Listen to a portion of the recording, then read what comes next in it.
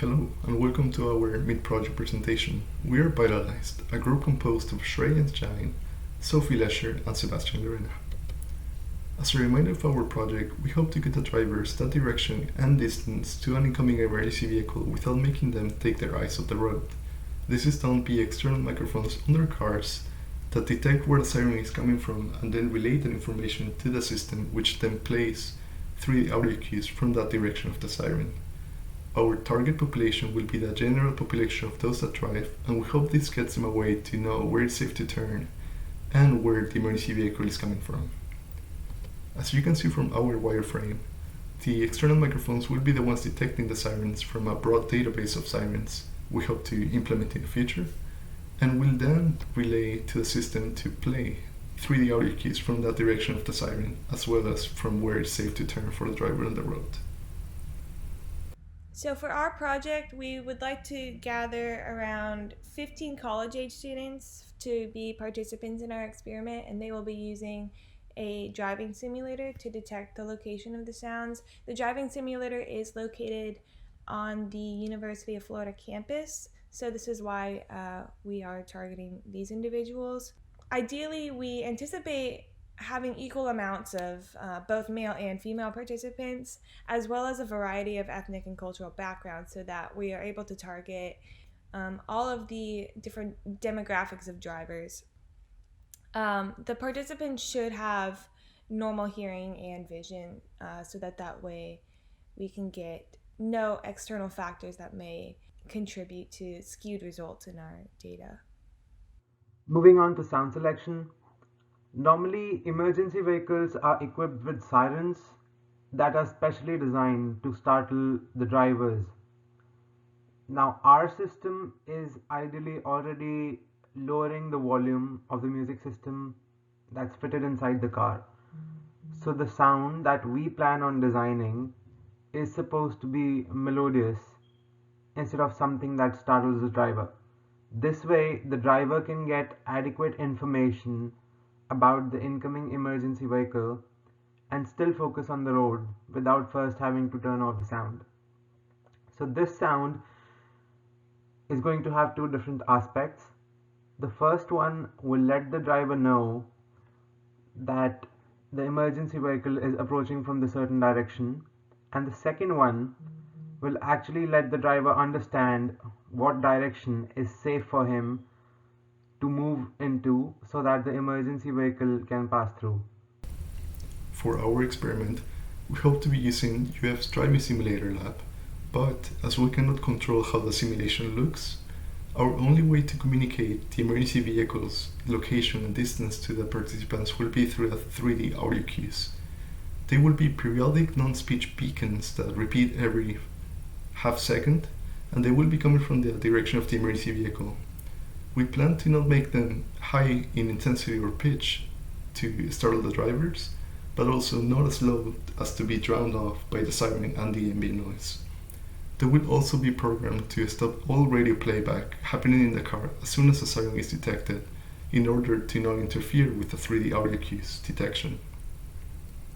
So, for our procedure, the participants will be asked to interact with the driving simulator rather than a real car, so that we can implement our sound experiment in a safe manner. If we ask them to actually drive a real car, it could lead to accidents potentially, or some other things that we would try to avoid. So, they'll be using the driving simulator. They will be asked to engage with the device like they would usually if they were driving a real vehicle, just so we can get the most realistic experience that we can. At a given time, the participant, while they're pretending to drive the car, will hear a sound, and the sound will appear to be coming from somewhere in space while they are driving. And so once the sound is played, they will then be asked on a survey 2 questions to identify the direction where they think the sound is coming from, so one of 8 locations, and a distance on a scale from 1 to 10 of where the sound is coming from, so that way we can gauge how accurate maybe their guess is coming from. They can optionally turn the wheel off in a certain direction or kind of break the car simulator as if there really was a emergency vehicle approaching from a certain direction, and they can practice, responding to that in real time. But there's no way to actually measure their driving skills in correlation to where they think the sound is located. So this way we have them fill out the survey as well as having this other option. Each participant will do the procedure 3 times for one situation, and this situation would be having no music or distracting sound. So it would just be kind of silent, and the only sound that would be playing is the sound of the siren in space or the emergency vehicle in space somewhere. And then another round will also have 3 times going through this procedure, but this time there will be music playing. So this is to test whether our experiment is able to turn down the music while playing the sound, or if the sound is able to be detected as easily when there's like music playing in the car, ambient noises, because often this is the case when people are driving. So we wanted a controlled environment as well as this music-based environment. So this will total 6 responses per participant. And finally, when they are done with these rounds of surveys, we will ask them to provide some overall feedback. So we'll give them a quick survey at the end, assessing the overall effectiveness and usefulness of our project. And ideally, our experiment really shouldn't take more than roughly 15 minutes per participant. So the system designs are going to have 2 different aspects to it. The first one being inputs. Now, inputs for our system is actually an array of microphones that's carefully concealed in the rear end of all cars.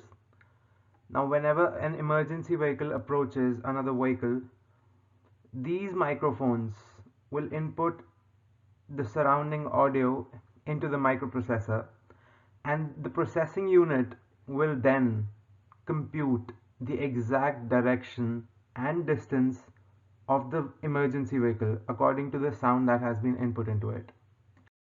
Next, we have the outputs. Once that sound has been computed and we know the exact direction as well as the distance of the emergency vehicle, a variable intensity audio output would be supplied to the music system of the car that would produce a 3D audio, which will help the driver firstly understand the direction of the emergency vehicle, and then it will let the driver know about what is the safe way or which lane is safe to move on to in order to best yield passage to the emergency vehicle.